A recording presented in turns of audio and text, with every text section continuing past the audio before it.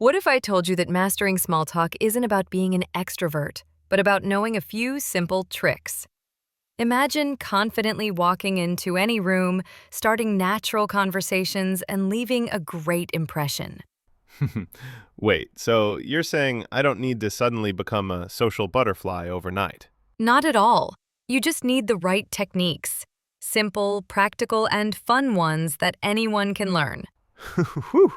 Because if small talk were an Olympic sport, I'd still be in the practice round. Hello, and welcome to Fun English with Animation, where learning English and communication is easy, visual, and entertaining. I'm your beautiful and lovely host, Ava. And I'm one and only Liam, your handsome co-host.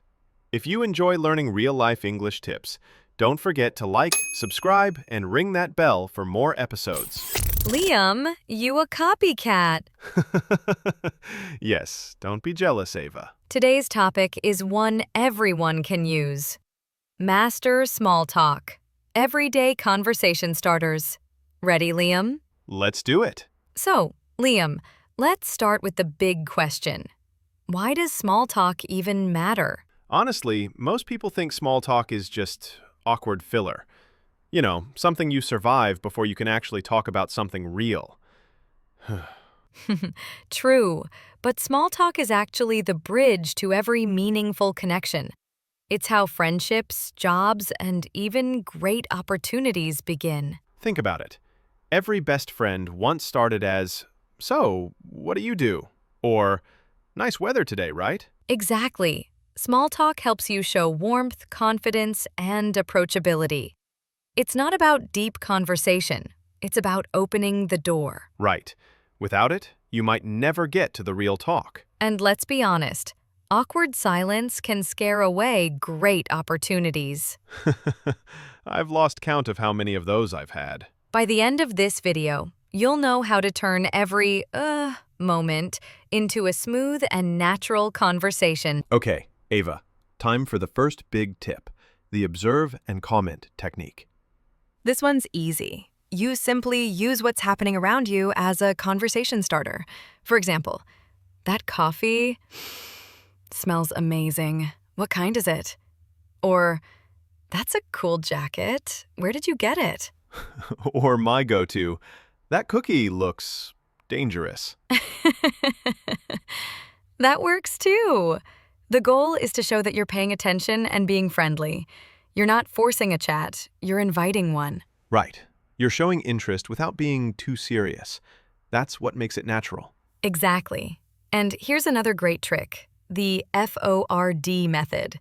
It stands for family, occupation, recreation, and dreams. Oh, that's clever. So you can ask about family. Do you have family nearby? Or occupation?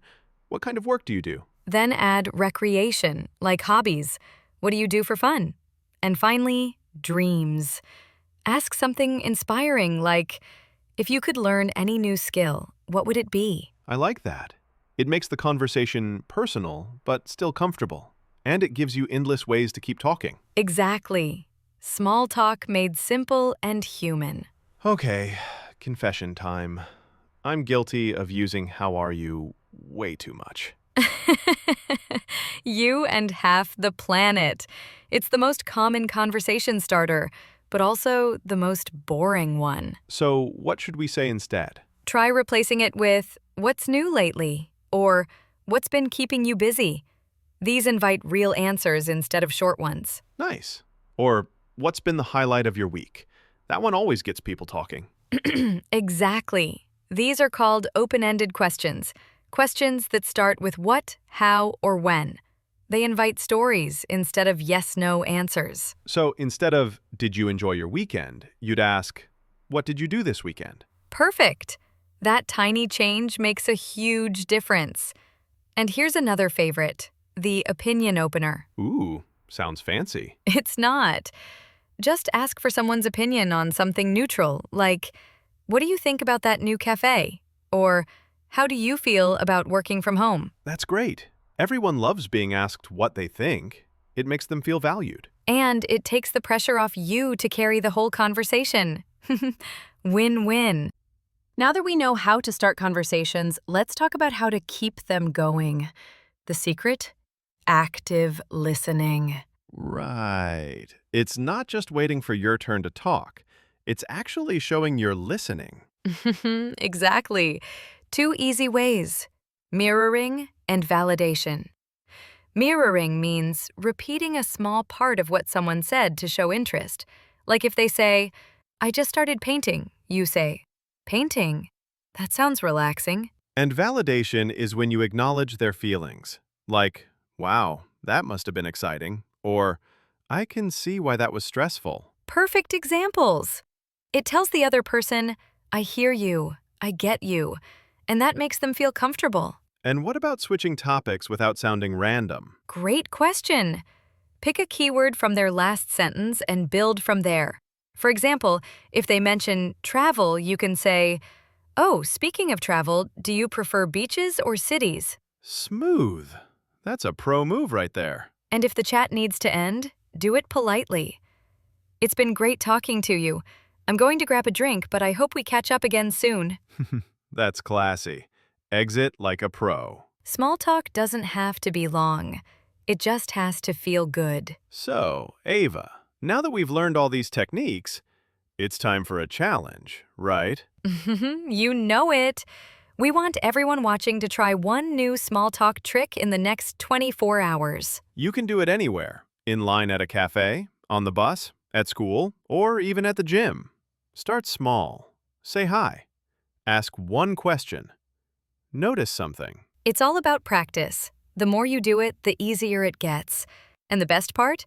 You'll start to enjoy conversations more. True. I used to dread small talk, but once I started practicing observation and asking open questions, it felt natural. That's the magic of small talk. It turns strangers into friends and friends into stronger connections. And hey, if you try one of these techniques, tell us in the comments how it went. What did you try? What worked best for you? We'd love to hear your stories, and you might inspire someone else to give it a go. Let's recap today's lesson. 1. Small talk matters more than you think. 2. Use observe and comment or the F.O.R.D method. 3. Ask open-ended and opinion-based questions. 4. Practice active listening and smooth transitions. And 5. Go practice in the real world. Don't aim to impress. Aim to connect. That's the real power of small talk. Beautifully said, Liam. Thank you. Years of awkward moments have made me wise. To our viewers, thank you for watching Fun English with Animation.